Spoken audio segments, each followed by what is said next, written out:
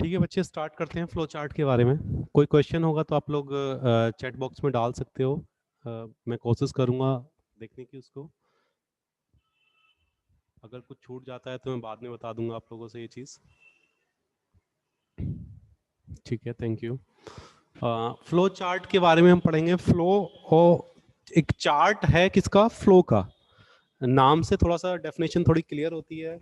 Flow chart जो programme का flow होता है, किसी भी काम को प्रॉब्लम सॉल्विंग का फ्लो होता है, उसका एक चार्ट ड्रॉ करना। कहाँ चार्ट कहाँ ड्रॉ करते हैं हम? कॉपीज पे, पेपर्स पे।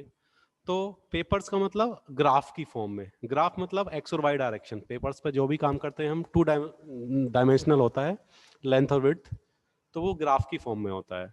तो बड़ा आसान सी डेफिनेशन है जो फर्स्ट लाइन है इसकी।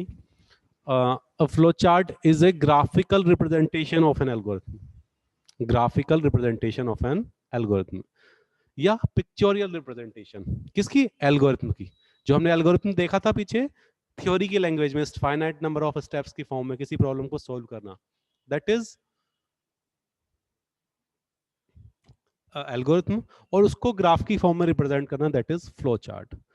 These flowchart play vital role in the programming of problem and are quite helpful in understanding the logic of complicated and lengthy problems. ये हमें हेल्प करते हैं कहाँ पे? जब प्रॉब्लम बहुत ज़्यादा बड़ी हो और उसका लॉजिक हमें समझना हो, तो वहाँ पे हम लोग फ्लो चार्ट्स बनाते हैं। Once a flow chart is drawn, it becomes easy to write the program in an high level language. एक बार हम प्रोग्राम समझ लेते हैं तो उसके बाद उसको प्रोग्राम के छोटे छोटे पार्ट्स को समझ के लिखना आसान होता है। इसकी जो प्रॉपर्टीज है वो देख लेते हैं। वैसे तो जो कॉम्प्लेक्स प्रोग्राम्स होते हैं उनको समझने के लिए हम लोग उसको छोटे छोटे पार्ट्स में पहले फ्लो चार्ट समझते हैं, उसके बाद ये सब चीजें करते हैं।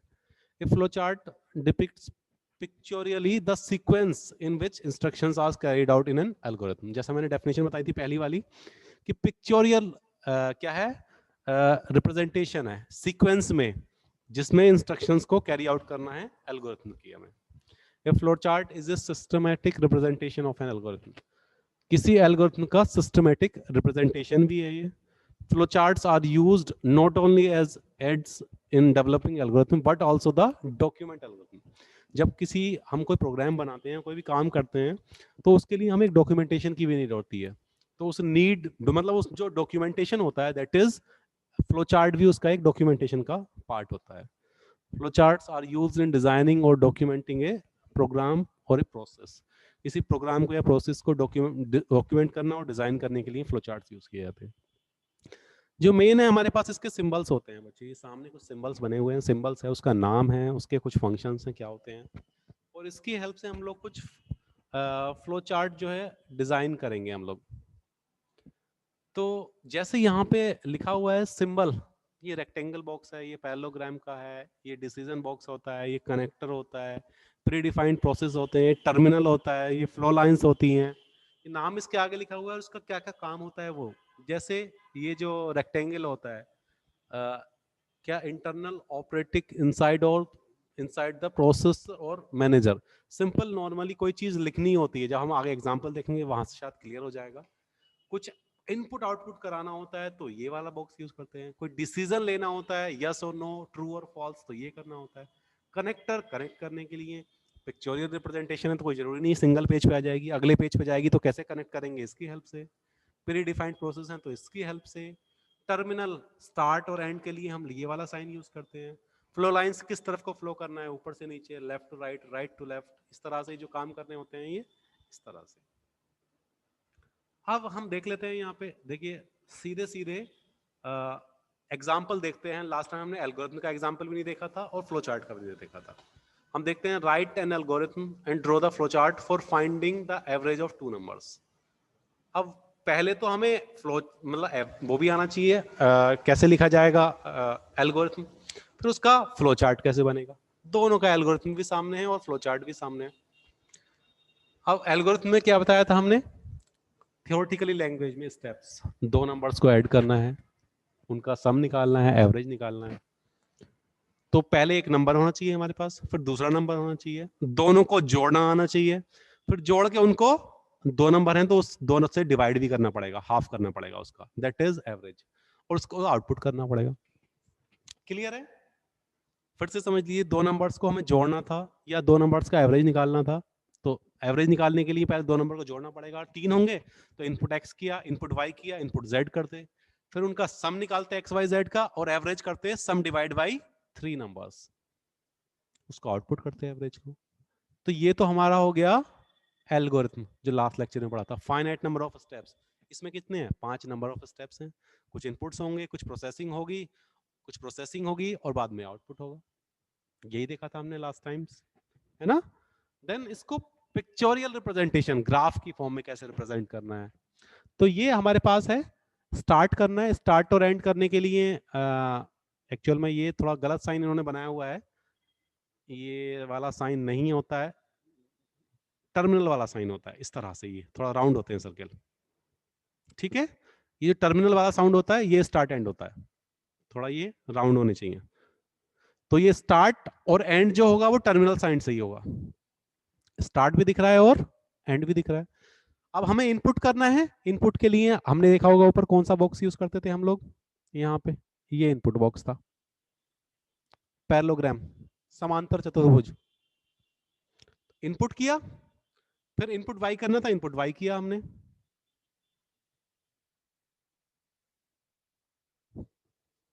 One second please.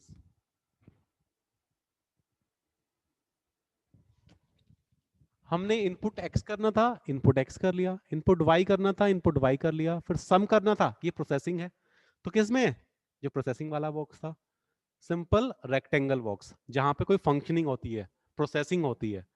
फिर एवरेज निकालना था तो भी प्रोसेसिंग चल रही है। देन उसके बाद आउटपुट देना है, तो जैसे इनपुट वाले पैरेललोग्राम थे ऐसे ही आउटपुट वाला पैरेललोग्राम है, समांतर चतुर्भुज है। और जैसे स्टार्ट टर्मिनल से किया था ऐसे ही एंड टर्मिनल पे करना है। तो सिंपली इनपुट किया एक नंबर, फिर दूसरा नंबर इनपुट किया, दोनों का सम किया, एवरेज किया, उसका आउटपुट दे दिया, स्टार्ट और एंड। जो स्टेप्स यहाँ पे लिखे हुए थे थियोरेटिकल लैंग्वेज में, उसको ग्राफ की फॉर्म में, पिक्चर की फॉर्म में रिप्रेजेंट किया है, दैट इज फ्लो चार्ट। बड़ा इजी सा है, बहुत टफ नहीं है बच्चों, आसान है। Graphical representation of an algorithm, ये एल्गोरिथम है, इसका ग्राफ की फॉर्म में, पिक्चर की फॉर्म में रिप्रेजेंटेशन। बस हमें बॉक्स बनाने आने चाहिए। इनपुट आउटपुट के लिए तिरछे वाले पैरेललोग्राम, स्टार्ट एंड के लिए ये गोल सा होता है लगभग। गोल मींस एक तो कनेक्टर होता है गोल, और ये दूसरा जो हमारा टर्मिनल होता है, इसमें ऊपर और नीचे की लाइन, एक्लिप्स भी नहीं बोल सकते इसको, एक्लिप्स जैसा होता है कुछ कुछ, और ये लगभग गोल होता है, बिल्कुल सर्किल जैसा, ये एक्लिप्स जैसा होता है। दोनों में डिफरेंस पता होना चाहिए। इनपुट के लिए कौन सा यूज करना है, आउटपुट के लिए वो यूज करना है। और प्रोसेसिंग और फंक्शनिंग या कोई काम कर रहे हैं हम, तो उसके लिए सिंपल पैरेललोग्राम। और फ्लो लाइंस, ये देखिए बीच में ऊपर से नीचे आना है, नीचे आना है, नीचे आना है, नीचे आना है, नीचे आना है। अभी यहां से घूम के ऊपर जाना होता तो ये यहां से ऐसी वाली फ्लो लाइन लग जाती, ऊपर से यहां आना होता तो इस तरह की फ्लो लाइन लग जाती, नीचे से ऊपर जाना होता ऐसी वाली फ्लो लाइन लग जाती। इस तरह की फ्लो लाइंस को यूज करते हैं हम लोग। ये हमने लास्ट टाइम देखा ही था एल्गोरिथम के बारे में, मेरे ख्याल से आप लोगों को हमने पढ़ा था अच्छे से। नीड क्यों होती है? एफिशिएंट कम्युनिकेशन होता है, एफिशिएंट एनालिसिस होता है, प्रॉपर डॉक्यूमेंटेशन होता है, इजी एंड एफिशिएंट कोडिंग होती है, प्रोग्राम मेंटेनेंस होता है। डिसएडवांटेज भी होते हैं बच्चे कुछ, लार्ज और कॉम्प्लेक्स के लिए बहुत ज़्यादा टाइम और डिफिकल्ट होता है, और अगर कोई कॉम्प्लेक्स प्रोग्राम है तो उसका लॉजिक समझने में बहुत टाइम लग जाता है हमें। तो इसलिए ये चीज़ें अंडरस्टैंडिंग जो है complex logic, that is tedious, means tough होता है वो चीज़ समझना हमें, है ना? तो एल्गोरिथम भी ये हो गया हमारे पास और प्रोग्राम भी हो गया। वापस से देख लो एक बार फिर से, एल्गोरिथम क्या हुआ, और अब जैसे हमने पहला स्टेप एल्गोरिथम है, दूसरा फ्लो चार्ट है, सेम एज इट। थर्ड क्या होगा हमारा? प्रोग्राम। एक स्यूडो कोड और वर्ड होता है छोटा सा, स्यूडो कोड होता है असेंबली लैंग्वेज। इलेक्ट्रॉनिक्स के स्टूडेंट हो आप लोग, बड़ा अच्छा समझते होंगे असेंबली लैंग्वेज क्या होती है, रजिस्टर्स, फ्लिप फ्लॉप्स, ये सब समझते होंगे, वहां पे असेंबली लैंग्वेज लिखी जाती है। तो उसके लिए असेंबली लैंग्वेज की फॉर्म में लिखना, दैट इज स्यूडो कोड, और प्रोग्रामिंग लैंग्वेज की फॉर्म में लिखना, that is source code, program code. तो ये एक सी आपस में रिलेटेड टर्म्स हैं कि एल्गोरिथम क्या है, फ्लो चार्ट क्या है, स्यूडो कोड क्या है, असेंबली लैंग्वेज में लिखना, ये इसी तरह से थियोरेटिकल लैंग्वेज में लिखना, और प्रोग्रामिंग लैंग्वेज को लिखना। आगे बताऊंगा मैं प्रोग्राम लिखेगा आप लोग को 2 नंबर का। मेरे ख्याल से ये शायद बेटर क्लियर हो गया होगा। एक बार मैं चैट बॉक्स में मैसेज देख लेता हूँ कि अगर कुछ बच्चों ने शायद मैसेज डाले हैं।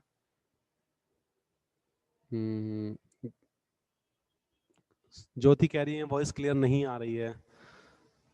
बच्चे मेरे पार्ट पे तो शायद आज कोई गलती नहीं होनी चाहिए, बड़ा अच्छे से इंटरनेट सेटअप किया है मैंने पूरा। फिर भी अगर कोई प्रॉब्लम आ रही है तो देखते हैं अभी। नेक्स्ट एक छोटा सा एग्जांपल और है बच्चे, एल्गोरिथम है कि इवन और ऑड चेक करना है। इवन और ऑड कैसे पता लगता है हमें? अगर हम 4 को 2 से डिवाइड करते हैं, रिमाइंडर 0 आता है तो इवन हो जाता है। 5 को डिवाइड करते हैं, रिमाइंडर 1 आता है तो ऑड नंबर होता है। 11 ऑड है, 12 इवन है, 1000 इवन है और 1001 ऑड है। तो पता लगता है तब जब हम किसी नंबर को 2 से डिवाइड करते हैं और अगर वो रिमाइंडर उसका 0 आ जाता है, इसका मतलब उसको डिवाइड हो गया पूरा पूरा, तो वो अपने आप में क्या है? वो इवन है। और अगर रिमाइंडर 1 है तो वो ऑड है। तो ये चीज देखनी होती है बच्चे हमें। यहाँ पे एल्गोरिथम देखा हमने, तो इनपुट किया नंबर्स को, है ना, रीड किया, मतलब जो भी नंबर इनपुट कराया, फिर चेक किया अगर नंबर 2 से डिवाइड हो रहा है। कैसे करोगे? नंबर का परसेंटाइल करेंगे, नंबर का परसेंटाइल करेंगे 2 से। रिमाइंडर निकलता है परसेंटाइल ऑपरेटर से, रिमाइंडर निकलता है परसेंटाइल ऑपरेटर से। अगर हमने रिमाइंडर निकाला और परसेंटाइल किया 2 से, अगर 0 आया equals to 0, then number is even, else number is odd. और इसको टर्मिनेट कर देंगे। यहां स्टार्ट किया था, यहां एंड कर देंगे। 3 स्टेप में किया सारा काम। लेकिन यहां पे इफ एंड एल्स आ रहा है, ट्रू और फॉल्स। तो इसका अगर मुझे डायग्राम बनाना है, फ्लो चार्ट, तो पहले स्टार्ट करेंगे सिंपल एक हमारा टर्मिनल से, फिर एक नंबर इनपुट करना है तो इनपुट बॉक्स बनाएंगे और इनपुट करेंगे। फिर कंडीशन चेक करनी है, तो जो कंडीशनल बॉक्स लिखवाया था हमने ऊपर अभी, याद होगा कंडीशनल बॉक्स, ये रहा conditional decision box, conditional box. यहां चेक करेंगे if number percentile to equal to 0, yes है तो इधर प्रिंट करें इवन, नो है तो इधर प्रिंट करें ऑड, इधर इवन और इधर ऑड, और उसके बाद एंड हो जाए। एंड बाद में टर्मिनल से एंड हो जाएगा, जिससे यहां पे एंड किया हुआ था। तो मेरे ख्याल से इसके लिए आप लोग अपने घर से प्रैक्टिस भी कर सकते हो और ये लिख भी सकते हो। तो बच्चे दो मैंने आप लोगों को एल्गोरिथम और प्रोग्राम्स बताए हैं आज। इसको तो आप चाहें तो नोट भी कर लीजिए, अभी स्क्रीनशॉट ले लीजिए इसका आराम से। और मैंने नोट्स शेयर किए हुए हैं, पेज नंबर 17 पे और 18 पे हैं ये, जो मैंने आज पढ़ाया है आप लोगों को, जो नोट्स शेयर किए हुए हैं कंबाइंड वाले। पीडीएफ 72 पेजेस का है, उसमें 17 पेज पे है ये चीज़ें। तो मैं आप लोगों को सजेस्ट करूंगा कि इस तरह के प्रोग्राम्स आप लोग देखें। और मैंने कुछ हिंदी वाले नोट्स भी दिए थे, कुछ बच्चों ने हिंदी के लिए बोला था। बच्चे देखिए, अब हिंदी हो इंग्लिश हो, जैसे ये आप लोग के सामने अब एल्गोरिथम लिखा हुआ है, इनपुट एक्स, इसको आप हिंदी में भी ऐसे ही लिखेंगे, इनपुट एक्स इनपुट वाई, जोड़ करेंगे एक्स और वाई का, है ना। उसके बाद एवरेज निकालेंगे, सम डिवाइड बाई 2, और उसके बाद प्रिंट कराएंगे, आउटपुट देंगे ये। और ये भी ऐसे ही बनेगा। तो हिंदी इंग्लिश के नोट्स कंप्यूटर में ऑलमोस्ट सेम ही रहते हैं, बस कुछ वर्ड्स जैसे मैं बोल रहा हूँ अभी, है ना, इस तरह से हिंदी और इंग्लिश चेंज हो जाएगा। तो ज़्यादा जो हिंदी मीडियम वाले यूपी बोर्ड वाले बच्चे हैं, उनको कंफ्यूज होने की कोई ज़रूरत नहीं है। बड़े आराम से आप लोग नोट्स बना सकते हो, लिख सकते हो।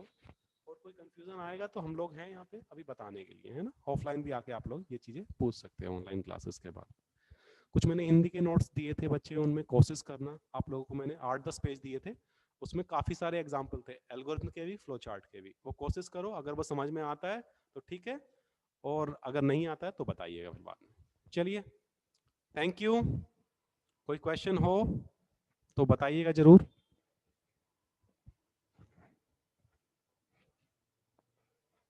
अटेंडेंस मैंने ज़्यादातर बच्चों की लगा दी है, हाँ मेरे ख्याल से सबकी ही लगा दी है जितने बच्चे प्रेजेंट हैं।